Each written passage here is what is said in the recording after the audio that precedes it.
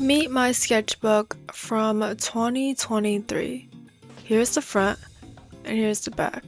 It's served me very well as a sketchbook could for a person who freaking hates using sketchbooks because I find it way too daunting. I think that drawing on random mass scraps of paper is more fulfilling for me as an artist, and to not let pressure overcome me. Anyhow, I've adorned it very nicely with stickers if I do say so myself. The front says Nightmare Boy, and the back has gotten a lot of damage, mostly just because the stickers were not sticky enough. I've never taken this sketchbook out, it's only been inside my house in my PC desk drawer.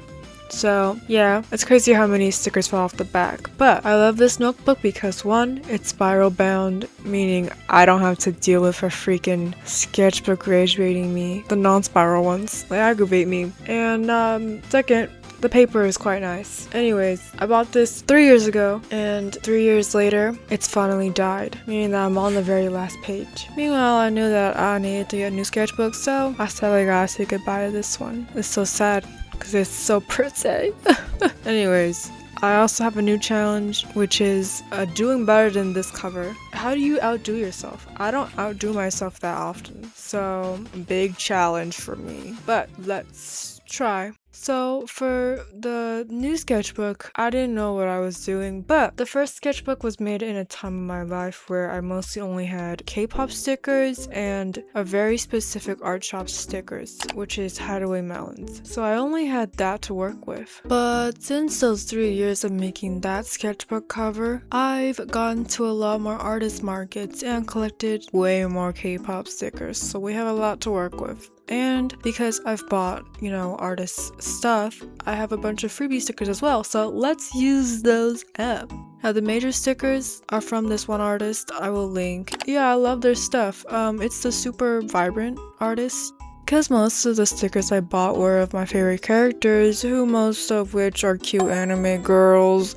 cutesy ones specifically, I decided that I didn't even know what I was gonna do. We're gonna freeball it because if it looks cute with a bunch of cute colors, surely nothing can go wrong. But I did have some things I did want. First of all, I did want a key wording, like the last one that we did. I just didn't know what. And second rule, I wanted to only use words that were in my sticker collection already. Even harder because, the only words I have are K-pop album cover words. So we got random ass words, but we can make something surely, because Nightmare Boy, we can top that, right? I hope so. Most of my stickers are Lucky Star stickers, because that's in my top 3 of my favorite anime ever. My first favorite anime is The Daily Lives of High School Boys, and then Lucky Star is second. I've told people about my favorite anime, and they've told me it sounds like a hentai, which it is not.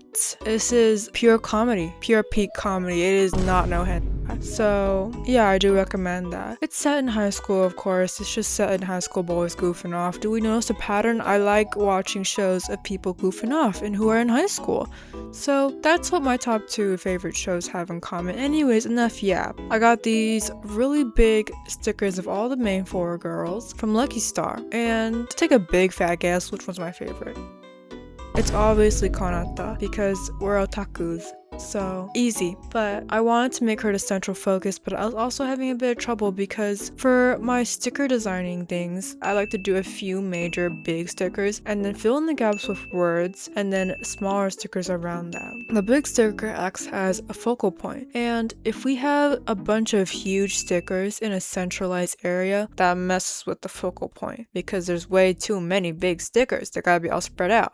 But then it wouldn't make sense because the way I was arranging it, I just couldn't figure out anything that would include all 4 girls because it was just too many big stickers that I wanted to keep together. So all in all, I kicked everyone out. I didn't even use those stickers, but we'll come back to that idea later. So after struggling and realizing that I'm incredibly washed at designing things, I figured that I would put the stickers in the corners first. And I like to put big stickers there normally. I also love me a vertical sticker. So I put Bochi in the corner, then I put Hatsune Miku in another corner because she's a bit big, so I can work around that. If she's in the very corner, I think that'd be great. great. So yeah, I put her over there. And most of these clips are basically me just looking through my sticker collection. Most of them are K-pop album stickers, which I don't buy very often nowadays because I'm very conservative with where my money goes. But I do support my favorite local gay K-pop icon, and that's Eve. I love her. So yeah, she's like the only artist who I buy albums for now because I like that type of sound more. If you haven't listened to her, please go listen to her and enlighten yourself. If not, that's okay. I don't blame you. I have a hard time listening to new music too. I also put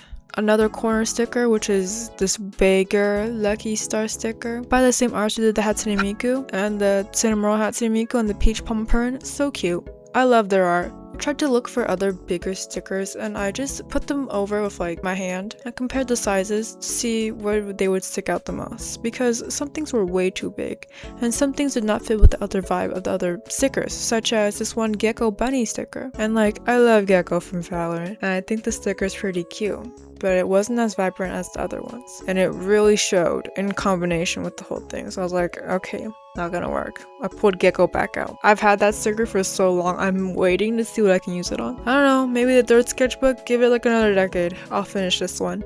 Anyways, I keep on looking through my sticker collection. After I got together the main focal points and some key things I wanted in my sketchbook cover, I was like, okay, now the font lettering thing, okay? What's gonna be the major font? Words, something English on my sketchbook. You see me, I oh boy. So I started cutting out the words melancholy,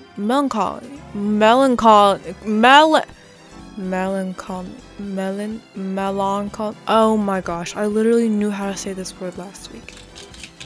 Melancholy, oh my gosh, sorry, I'm so sorry. Yeah, so I started to cut out the word melancholy to make the word melancholy magic. Now, I don't know what I was thinking because this was not the vibe, to be honest. And like, I put it down later and I compared it with the other sticker sizes, and you know, like with the other stickers around it, it looked like dog shit. But also, what was I thinking? Because I'm going to be honest, this is just like melancholy magic. It's just like saying depression is happiness. Like, these things are contradicting each other. I don't get what I was doing. Anyways, my favorite word happens to be melancholy, but I also didn't know how to say it. But anyways, that happens to my favorite word, so I think I was just spamming it, you know? Like, oh yes, I magically have a melancholy sticker. Why not use? I was just out of ideas. I did not know what I was doing coming in this project, so, you know, I ended up scrapping melancholy magic. I said it right. Also, I would like it to be known that I spent an embarrassingly long amount of time just cutting out the words melancholy magic. I still can't believe I did that. Like, I thought that was a great idea. Like, okay, Nightmare Boy wasn't that great, but now it seems great. Moving along, this whole project, I was scraping by. I was like, what am I doing? I didn't have a concrete theme or idea, which I should have probably thought of something more concrete because, you know, like I said in my iPhone decorating sticker design tutorial video, how to whatever, blah blah blah, it's best to come up with a design, because or else you peel off stickers and then what are you gonna do? I put them back on like another like separate sticker sheet thingy, but like it's incredibly inconvenient. So with designing this sketchbook cover, I had to work around the logo in the center of my cover, which was a pain in the booty hole, which we'll see later. In my original sketchbook, I literally tore off bits of the sketchbook to get rid of the white part. I was crazy back then, and I still am. There's something definitely different and wrong with me. But let's talk about key design features. So, when I don't know what the hell to do, I enjoy doing, sorry, I hit the mic there. I enjoy doing a diagonal line, but vaguely shape-wise. So for this sketchbook I did, you can barely see it, but it's a diagonal curved line of squares. It starts from Daydream, Tomorrow, Random Anime Girl with brown hair, who's actually not random because it's an artist, and then ends at the Hello Kitty sticker. So it's kind of a curved, almost, you know, lined up set of squares. and they all have like angles and stuff. So yeah, that was my intention with that. Because of that, the thing in the middle had to be the right shape. So I fumbled around with that for a whole hour. But rule 2 of like my designing thinking process is that I never want to put 2 of the same stickers from the same artist or sticker sheet style together, because it creates too much unity in one area. Because I wanted the whole thing to be like a lot of random things coming together to create unity. But if there's 2 of the same sticker in a major focal point together, it makes it seem really obvious that that area looks more similar when it's all supposed to look more random. I hope I make sense, but that's my design thought process, you know? And I mentioned this in my last sticker video, but I like to also do like a curved pattern of similar objects. So in this one, I got stars. It's random cucumber, red star, and yellow star. Also, because I did the focal point of the font and then the Hello Kitty sticker to be like angled square stuff, I tried not to do too much like sharp angle things in the other parts of the sketchbook. But I did leave Yunin-kai. He's like a straight cut square. But you know, Yunin-kai deserves to be there. I also used these old New Jeans stickers from a very, very old album, but all their albums could be considered old now. But basically, they had some good ass fonts. So I was playing with that. I love those fonts from that album. It's the one with ETA that I can't recall. But yeah, and then also they had these stickers with a black border, which turns out those are my only stickers with black borders in my entirety of my sticker collection. But I really loved that because it made it so it blended more in with the sketchbook cover when all the other ones had like white borders or like pastel ones. So this was a great change of pace. I struggled making this cover even after I put the camera down because I need to lock the fuck in, you know? No more time for dilly-dallying. So anyways, eventually I came back to that same giant Konata sticker we saw in the beginning, and she barely fit in where I put her, so I had to maneuver some more stickers around, yada yada yada. Anyways, this is the final sketchbook, and I have not mentioned this before, but I didn't do the back. Why? Because no one's gonna see it, so I'd rather stick to saving my stickers. But yeah, that is the sketchbook done.